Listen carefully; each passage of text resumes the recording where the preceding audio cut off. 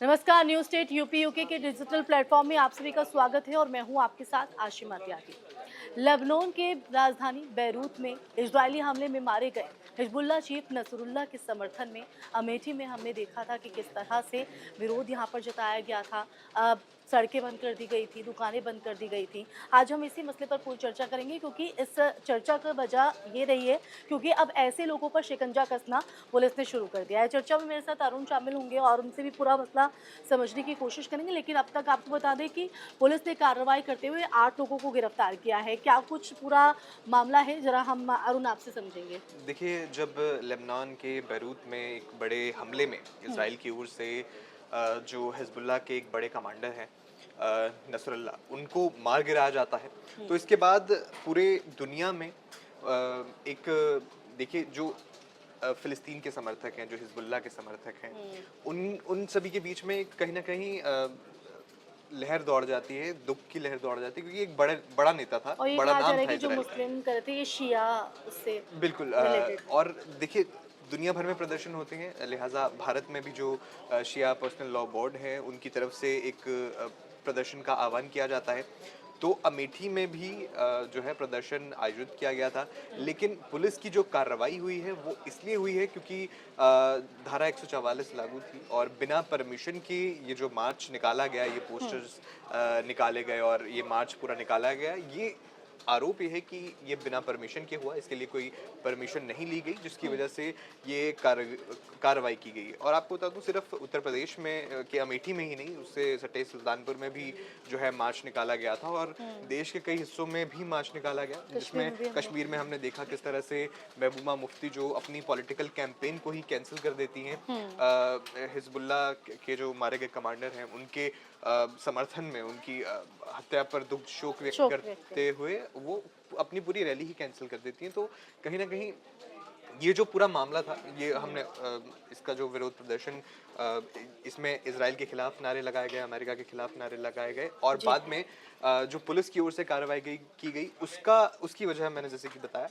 कि यही रहा कि बिना परमिशन के धारा 144, देखिए अब त्योहारों का टाइम है तो लिहाजा माहौल ना बिगड़े, इस तरह की किसी व्यवस्था रहे। घटना को अप्रिय घटना ना हो जाए, उसको देखते हुए ये धारा लगाई गई थी और बिना परमिशन के मार्च निकाला गया, तो पुलिस की ओर से कार्रवाई की गई जो है। लोग ये विरोध कर रहे थे, जो लोग मतलब अपना आक्रोश दिखा रहे थे, उन लोगों की अगर हम बात करें तो उनकी तरफ से क्या कुछ कहा जा रहा था? देखिए, उनका कहना है कि इजराइल की ओर से ये एक सही कार्रवाई नहीं है। देखिए, जब से ये पूरा जंग शुरू हुई है, हमने देखा है किस तरह से जंग 7 अक्टूबर के हमले के बाद से हमास की ओर से जो हमला इजराइल में किया गया था, उसके बाद से लगातार ये जंग जो है और खतरनाक होती जा रही है। हमने देखा किस तरह से पहले इजराइल वर्सेस हमास ये पूरा चल रहा था, उसमें फिर जो हिजबुल्लाह है उसकी एंट्री हो जाती है, लेबनान से वो हमले करता है। उसके बाद हम देखते हैं कि हूती विद्रोही हैं, वो भी हमले करते हैं, उसकी एंट्री हो जाती है। ईरान से किस तरह से तनाव है, अब रिसेंट में हमने देखा कि ईरान की ओर से भी जो हमला किया गया,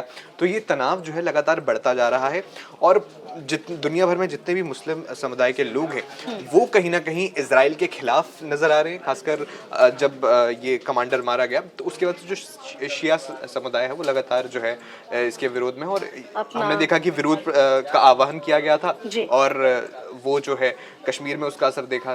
कश्मीर के बडगाम और श्रीनगर में हमने देखा किस तरह से रैलियां हुई, विरोध प्रदर्शन आयोजित किए गए, तो वहीं अमेठी में भी इसी तरह से हुआ था और इस तरह इसके बाद कार्रवाई की गई। बिल्कुल। और इस चर्चा में पंकज जी भी हमारे साथ जुड़ेंगे और जिस तरह से कार्रवाई हो रही है, जैसा कि अरुण ने आपको बताया कि तनाव जैसे स्थिति जो है वो देखी जा रही है और जो शिया मुस्लिम्स हैं उनमें ये नाराजगी देखी गई थी और उसके बाद न सिर्फ अमेठी बल्कि अमेठी के आसपास जो भी इलाके थे वहाँ पर भी ये विरोध देखा गया। और देखिए इसकी आग जो वहीं तक नहीं रुकी, हमने देखा कश्मीर में भी इस तरह की तस्वीर सामने आई थी, दुकानें बंद रखी गई, कैंडल मार्च किया गया, विरोध यहाँ पर जताया गया। अब ऐसे लोगों पर कार्रवाई जो है वो की जा रही है। अरुण बता रहे थे कि परमिशन नहीं ली गई थी, इस तरह की चीजें आप किस तरह से देख रहे हैं? देखिए, अभी तो इसको कई एंगल से देखने की जरूरत है। सबसे पहले तो जो अमेठी वाला मामला है, उसमें आप कोई प्रदर्शन करते हैं, ये करते हैं तो एक स्थानीय नियम के अनुसार होता है, जो आपको उसके लिए आपको परमिशन लेना पड़ता है। और अमेठी में ये उस वक्त हुआ जबकि अमेठी में धारा 144 लगा हुआ था और उसमें अगर आपको उस हालत में भी आपको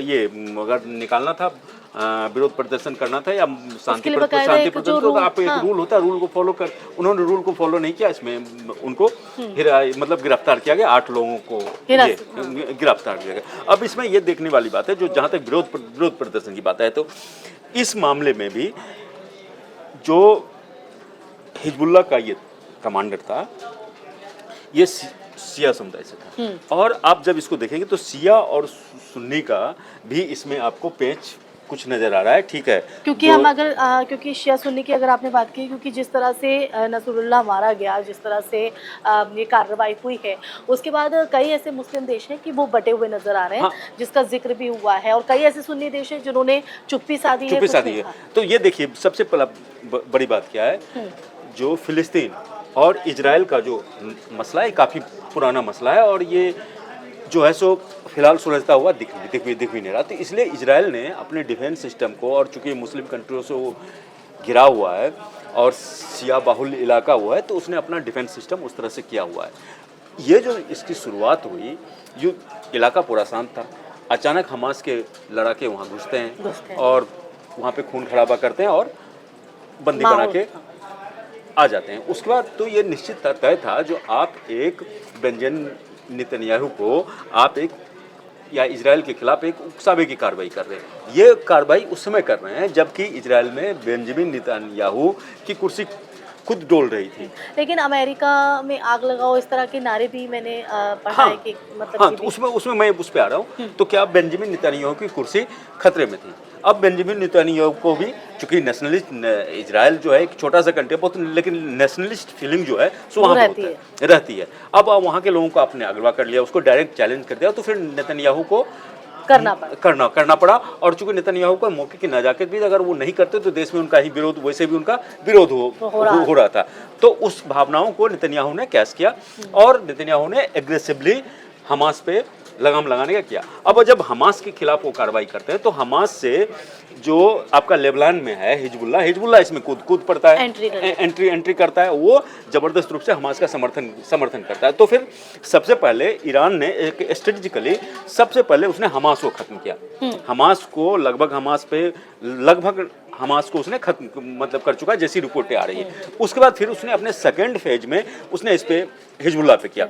हिजबुल्लाह पे अटैक करने का मतलब क्या है, जो हिजबुल्लाह पे, जैसे चूंकि हिजबुल्लाह को, लेबनान को इराक का समर्थन है, अब अगर इराक को का समर्थन है और हमास के प्रमुख को आपने इराक में ही मारा था, तो उसी समय से टेंशन का माहौल था। जब हिजबुल्लाह प्रमुख का आपने 27 सितंबर को, जब IDF के लड़ाके ने मतलब इजरायली फौज ने मारा, तो उसके बाद फिर ईरान जो है एक्टिव हुआ। तो उसके बाद इराक एक्टिव हुआ। उसके बाद आपको रूस, अमेरिका ने और इराक ने जब अभी पिछले दिनों जब अटैक किया जी, तो उसके बाद अमेरिका ने कहा जो हम इसकी रक्षा करेंगे किसी भी हाल में। और हिजबुल्लाह के कई ऐसे आतंकी हैं, लड़ाके हैं, जिसको कि अमेरिका पहले से बैन कर चुका है।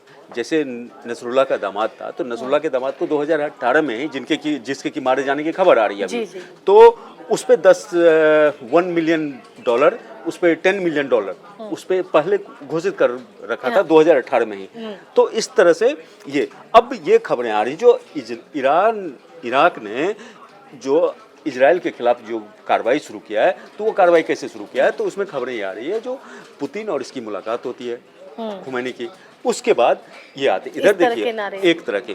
तो हिजबुल्लाह जो था, हिजबुल्लाह का जो नसरुल्लाह था, एक तरह से आपको इजराइल का विरोधी, फिलिस्तीन समर्थक, और एक मुस्लिम में कम से कम शिया में एक तरह से एक रोल मॉडल के तौर में वो उसको देखते हैं। जबकि अब इसका इजराइल और हमास का और इजराइल और फिलिस्तीन का आप जो युद्ध देखते हैं या उसका संकट देखते हैं, उसका जो शिया मुस्लिम्स हैं वो ये कह रहे हैं कि इजराइल की तरफ से जो कार्रवाई हुई और बेंजामिन नेतन्याहू के खिलाफ जो आक्रोश देखने को मिल रहा है कि ये गलत कार्रवाई यहाँ पर की गई है। हाँ, निश्चित रूप से वो उसी के था। अब देखिए शिया, इसमें फिर सुन्नी जो मुल्क है, वो सुन्नी मुल्क शांत है।